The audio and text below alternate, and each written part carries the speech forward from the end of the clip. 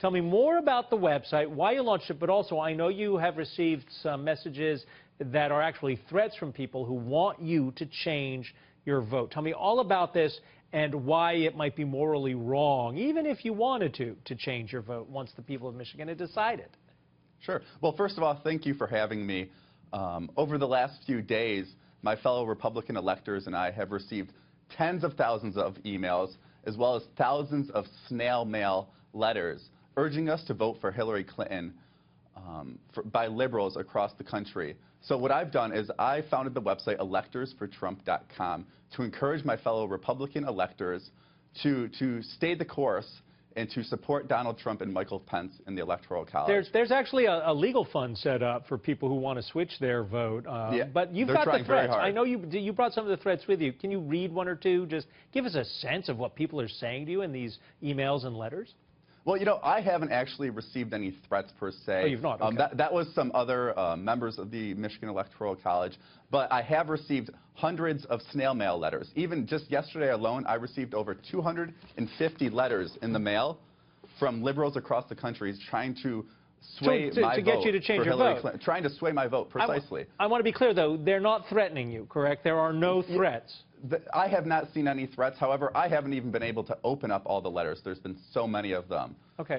Just today alone, I was told that I received over 500 letters. Look, I'm glad you're not being threatened, because we would have had to create a safe space for you, you know, like on the college campuses with coloring books for the kids who are very upset with the election. But let me ask you this. Celebrities are begging you and your fellow members of the Electoral College to vote against President-elect Donald Trump. In fact, that is correct. Listen to what they're saying.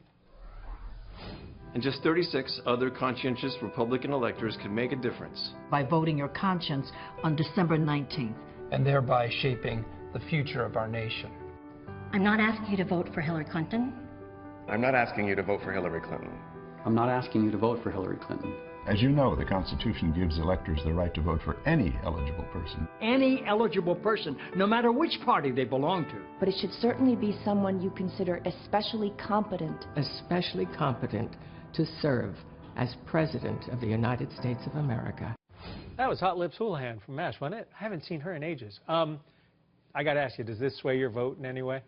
It doesn't, but it's funny how Democrats and liberals across the country, right now they're saying that we are not bound delegates to the Electoral College. However, it doesn't seem like they enjoy reading the Constitution, because if you go down a few more sentences, they hate talking about that Second Amendment. They don't enjoy talking about that, do they? I listened to a very interesting discussion on National Public Radio in which they talked about what the Electoral College was really intended to do, and it wasn't Cokie Roberts, I'm forgetting, it might have been Nina Totenberg, talking about the fact that, I think it's Hamilton's, one of the Federalist Papers actually talks about the Electoral College is not supposed to ignore the will of the people.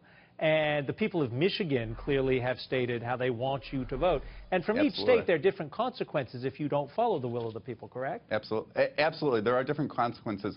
But I would like to urge all of my fellow Americans out there today to visit electorsfortrump.com. Again, that's electorsfortrump.com, because we are being bombarded with emails and snail mail letters. And please send some letters and some emails to my fellow Republican electors.